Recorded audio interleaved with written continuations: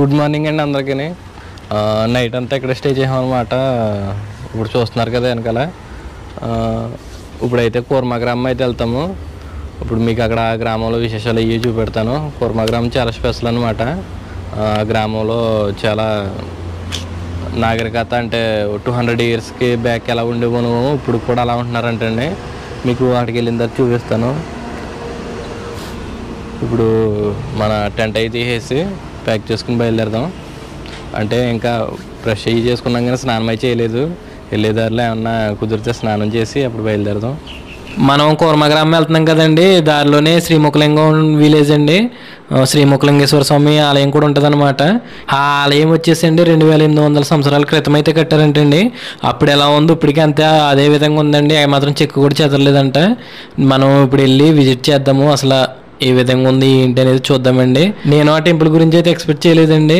సడన్గా తెలిసిందండి నాకు ఇక్కడికి వచ్చిన తర్వాత. మన ప్లాన్లో కూడా లేదనమాట. ఎనీవే ఏముంది, మంచి టెంపుల్ విజిట్ చేసేద్దాం.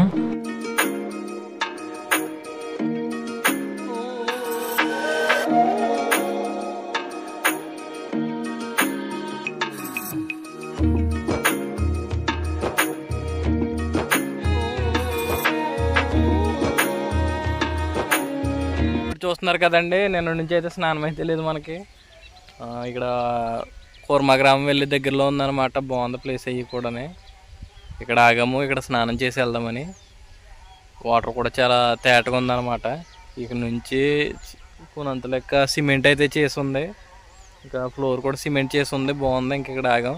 మామూలుగా అయితే రివర్ ఉంది, రివర్లో చేద్దాం అనుకున్నాం కానీ ఇంకా ఇక్కడ బాగుందని చెప్పేసి ఇక్కడ ఆగామన్నమాట. చూస్తున్నారు కదా లొకేషన్ అయ్యి. ఇక్కడ ఈ ఏరియా కాదు మొత్తం చాలా బాగుందండి. గ్రామాలు అవి కూడా వచ్చేదారిలో మొత్తం చాలా బాగుందన్నమాట. వాతావరణం ఇదంతా కూడా నిజంగానే ఈ ఎండలకి చాలా చిరాకుగా ఉందండి. నిన్న నుంచి కూడా స్నానం లేదు. ఇంకేం చేస్తాం, అక్కడేమో బాత్రూమ్స్ అవి ఉన్నాయి కానీ స్నానం చేసి ఇలా లేవన్నమాట. అందుకోసం సరదాగా ఇలాగా కాలువ దొరికింది, ఒక 1/2 hour అయితే స్పెండ్ చేసేసామండి. ఇక్కడ ఈ చుట్టూ వాతావరణం అవి చూస్తున్నారు కదా, ఈ లొకేషన్ అయ్యి ఎంత బాగుందని. ఈ నేచర్లో నిజంగానే ఒక 1/2 hour 1 hour అలాగే టైం గడిచిపోయిందండి మాకైతేని. ఏముంది కదండి లొకేషన్ అయితే చాలా బాగుందండి. నేను చిన్నప్పుడు చాలాసార్లు మా ఇంటి దగ్గర కాలువల్లో స్నానాలు చేసేవాళ్ళం అనమాట. ఒకసారిగా నాకు ఆ రోజులు గుర్తుకొచ్చినాయి. ఈరోజు ఏంటంటే ఏమీ లేక చేయాల్సి వచ్చింది అక్కడ. అంటే స్నానం చేయడానికి ఇంకా ఆ ప్లేస్లో ఇంకేమీ లేక చేసాము కదంటే. బాగుందండి, వాటర్ కూడా చాలా ప్యూర్గా ఉందన్నమాట. మొత్తం కింద నేల ఏంటి చేపలు వెళ్తుంటే అవి కూడా కనిపిస్తున్నాయి. ఎంత బాగుందో వాటర్ అయితేనే. ఇక్కడ లొకేషన్ కూడా చాలా బాగుంది. ఎందుకు మీతో షేర్ చేసుకోవాలనిపించింది చెప్పాను అనమాట. ఇప్పుడు కూర్మ గ్రామం అయితే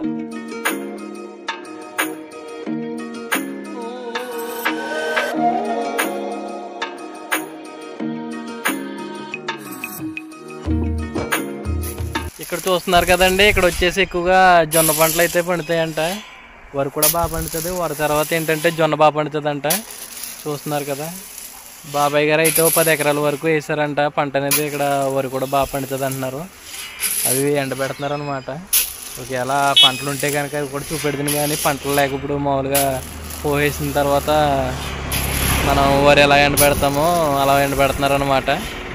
ఇలాగ రోజు ఎండబెట్టిన తర్వాత మళ్ళీ కాటా వేసి ఆ కాటా కమ్మేస్తారు అనమాట.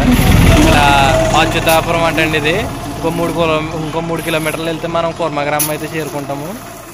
కూర్మ గ్రామంలో ఇంకానండి 200 సంవత్సరాల క్రితం కరెంట్ లేకుండా ఎలా ఉండేవారు వీధి దీపాల్లోని.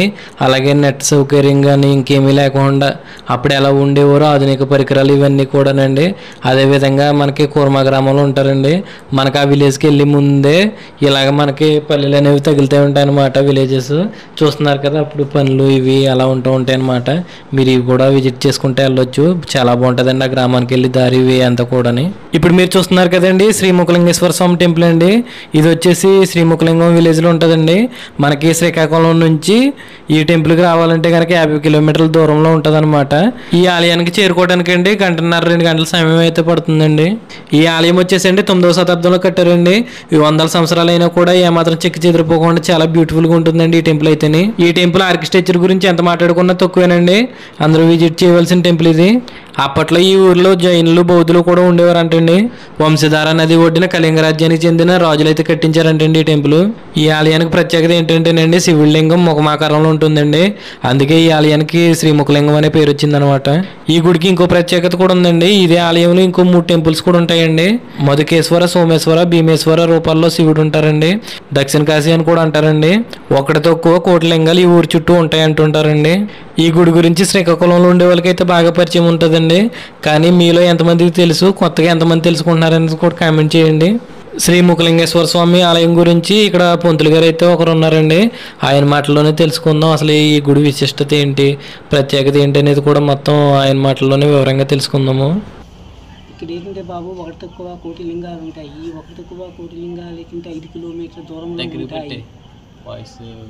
పొలాలన చెట్టులంటా ఉంటాయి లింగాలు అన్నీ కలిపి ఒకటి తక్కువ కోటి లింగాలు అంటారు.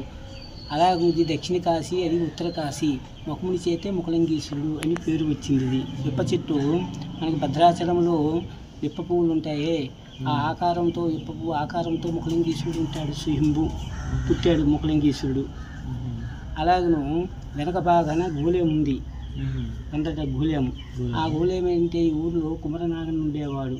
ఆయనకి సంతానం లేదు, 60 సంవత్సరాలు అయిపోయింది. 60 సంవత్సరాలు అయితే సంతానం లేకపోతే ముఖలింగేశ్వర నాకే సంతానం కలిగినట్లయితే 2 మట్టి గోళీలు కట్టిస్తామని మొక్కుకున్నాడు కుమర నాగన్న. అప్పుడు వంశధార నది ఒడ్డుకి వెళ్ళాడు. వంశధార నది ఒడ్డుకి వెళ్ళి మట్టిని తెచ్చాడు. మట్టిని తెచ్చి కాలుతో మట్టి పిసుకుంటా చేతో మట్టి పిసికి గోళీలు తయారు చేశాడు. గోళీలు తయారు చేయగానే అర్ధరాత్రి 1 గంట 2 అయిపోతుంది. మేఘాలు గర్జిస్తున్నాయి. ఇక్కడ ఏంటంటే రోజుకి ప్రధాన అర్చకులము 10 మంది ఉంటాము. ఆ రోజు ప్రధాన అర్చకుడు ఏమంటే, ఇంటి వద్దకు నేను వెళ్ళిపోతాను, తలుపులు తాళాలు వేసుకొని నా భార్య నా బిడ్డలు ఏమవుతారు అని గాబరపడిపోతున్నాడు కుమర నాగన్న. ఆ ప్రధాన అర్చకుడు గాబరపడిపోతుంటే కుమర నాగన్న గాబరగా గోళీలు పట్టుకొని వచ్చేసాడు బయటికి వచ్చేగానే అన్ని దూరాలు దాటిపోయినాయి. కానీ గర్భగుడిలో ద్వారం దాటలేదు. ద్వారం చిన్నది, గోళేము పెద్దదైపోతే ఒకటో గోళం ఏమైందంటే బలతకారంగా లాంగ్ తోసారు. అది భిన్నమైపోయింది, 2 ముక్కలైపోయింది. 2 ముక్కలైతే ఒక పక్కన పెట్టేశారు. ఇంకా 2వ గోళం ఉంది కదా, ఈ 2వ గోళం కూడా లోనకు తోస్తే ఇది కూడా పగిలిపోతుంది, నాకు ఇచ్చిన సంతానం కూడా మరి ఇవ్వవు అనేసి ఆ గోళము ద్వారం దగ్గర వదిలేసి కుమ్మరనాగన్న ఇంటి వద్దకు వెళ్ళిపోయాడు. ఇంటి వద్దకు వెళ్ళిపోయిన మళ్ళీ తెల్లవారుజామున ప్రధాన అర్చకుడు వచ్చి తలుపులు తాళాలు తీశాడు. 5వ గంటకి తలుపులు తాళాలు తీసేటప్పటికి ఆ గోళం ఏంటంటే ముఖలింగేశ్వరుడు వెనక భాగానికి విడిపోయింది. అందులో పిల్లవాడు పుట్టాడు. ఇప్పుడు కూడా మనకి ఈ కథ విన్ని వాళ్ళకి ఏంటంటే సంతానం లేని సంతానము, ఉద్యోగాలు లేని ఉద్యోగాలు, కళ్యాణం లేని కళ్యాణము, ఏమి లేని వాళ్ళు కలిసి ఏమవుతారనేసి గోళము చరిత్ర. స్వామి చరిత్ర. ఎన్ని సంవత్సరాలు అవుతుందని కట్టి? 5,000 సంవత్సరాలు. 5,000 సంవత్సరాల పైన. 5,000 సంవత్సరాల పైన అవుతుంది. ఓకే సార్, థ్యాంక్ యూ అండి. ఆలయం లోపలికైతే కెమెరా లేదండి, అందుకని లోపల వీడియో తీయలేకపోయాను. అలాగే ఇంకో చిన్న టెంపుల్స్ వేరే ఉన్నాయని చెప్పాను కదండి, అవి కూడా కుదరలేదన్నమాట తీయటానికి. ఓకేనండి, మీకు ఈ వీడియో నచ్చిందని అనుకుంటున్నాను. వీడియో నచ్చితే ఒక లైక్ చేయండి, కొత్తగా చూసే వాళ్ళు అయితే సబ్స్క్రైబ్ చేసుకోండి.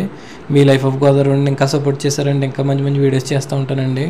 ఇప్పుడు ఇక్కడ నుంచి మనం కూర్మా గ్రామం అయితే వెళ్దామండి. కూర్మా గ్రామం గురించి మీకు స్టార్టింగ్ నుంచి చెప్తూనే ఉన్నాను కదా, ఆ విలేజ్కి వెళ్ళిన తర్వాత ఎలా ఉంది ఏంటనేది మీరే చూసి మీరే కామెంట్ చేద్దరు. కానీ వీడియో ఇక్కడతో ఎండ్ చేస్తున్నానండి. మీకు కనుక ఈ వీడియో నచ్చితే ఒక లైక్ చేయండి, కొత్తగా చూసే వాళ్ళు అయితే సబ్స్క్రైబ్ చేసుకోండి. మీ లైఫ్ ఆఫ్ గోదావరిని సపోర్ట్ చేస్తారని ఆశిస్తున్నాను. మీ సపోర్ట్ ఎప్పుడు ఇలా ఉంటుంది అనుకుంటున్నానండి. థ్యాంక్ యూ అండి అందరికీ.